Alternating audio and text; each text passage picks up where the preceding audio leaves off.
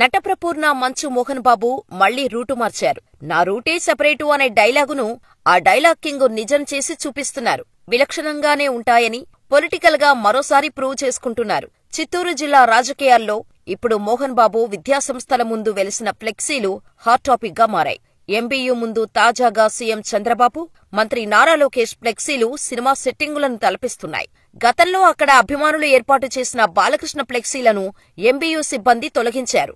ఇప్పుడు పాత మిత్రుడితో మోహన్ బాబు దిగిన ఫోటోలతో పెద్ద పెద్ద ఫ్లెక్సీలు అక్కడ ప్రత్యక్షమవటం చర్చనీయాంశంగా మారింది. మంచు మోహన్ బాబు కుటుంబంలో విభేదాలు తారాస్థాయికి చేరాయి.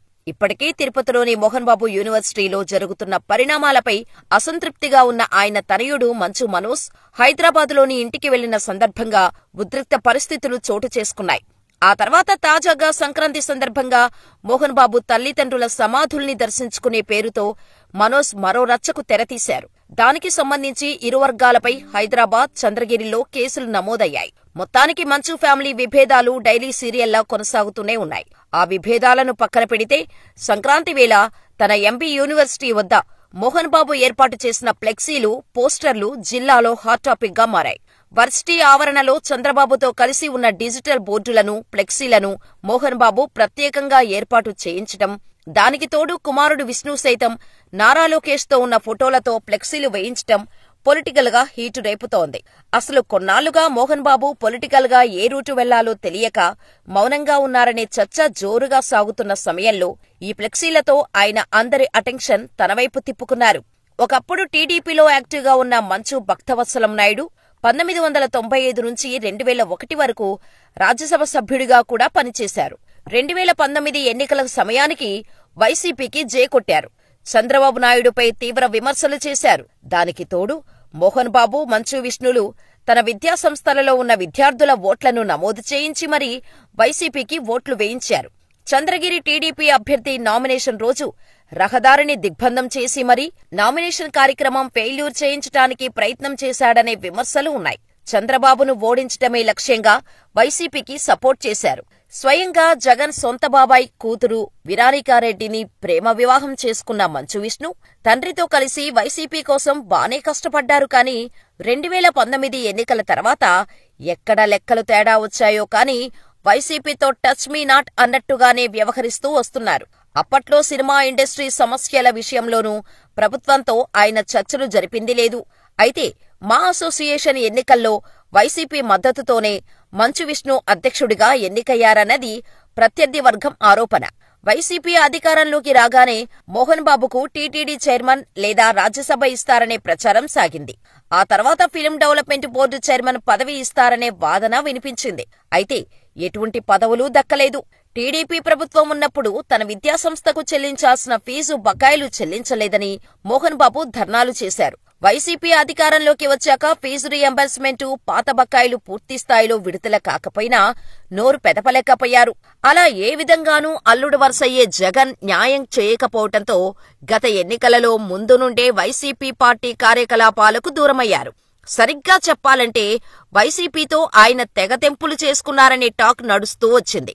ప్రస్తుతం మోహన్ బాబు తన కుమారుడు మంచు విష్ణు హీరోగా తెరకెక్కుతున్న భారీ బడ్జెట్ మూవీ కన్నప్ప నిర్మాణ పనులు చూసుకుంటున్నారు. మరోవైపు కుటుంబ విభేదాలు తారాస్థాయికి చేరి 2 రాష్ట్రాలలో నమోదవుతున్న కేసులతో ఉక్కిరిబిక్కిరి అవుతున్నారు. ఎన్నికల ముందు తన పేరు ఎవరు వాడుకోవద్దు అంటూ మోహన్ బాబు లేఖ కూడా విడుదల చేశారు. ఏదో తాను పిలుపు ఇస్తే బోల్డ్ ఓట్లు పడిపోతాయన్నట్టు ఆయన అలా లెటర్ రాయటం పలు విమర్శలకు దారితీసింది. అయితే ఎన్నికల తర్వాత ఇప్పుడు ఉన్నట్టుండి సంక్రాంతి సందర్భంగా చంద్రబాబు, లోకేష్లతో కలిసి దిగిన ఫోటోలతో ఫ్లెక్సీలను, డిజిటల్ బోర్డులను తండ్రి కొడుకులు ఏర్పాటు చేయటం పొలిటికల్ సర్కిల్లో హాట్ టాపిక్ గా మారింది. ఇక మరో కుమారుడు మంచు మనోజ్ అయితే నేరుగా నారావారిపల్లికెళ్లి చంద్రబాబు ఇంట్లో నారా లోకేష్ ని కుటుంబ సమేతంగా కలిసి వచ్చారు. అయితే 2014 నుంచే మంచు మనోజ్ టీడీపీ నేతలతోనూ, నారా లోకేష్ జనసేన పార్టీతోనూ మంచి సంబంధాలనే కలిగి ఉన్నారు. గత ఎన్నికల సమయంలోనూ మోహన్ బాబు, విష్ణు ఏ పార్టీకి మద్దతు ఇవ్వకుండా మౌనంగానే ఉండిపోయారు.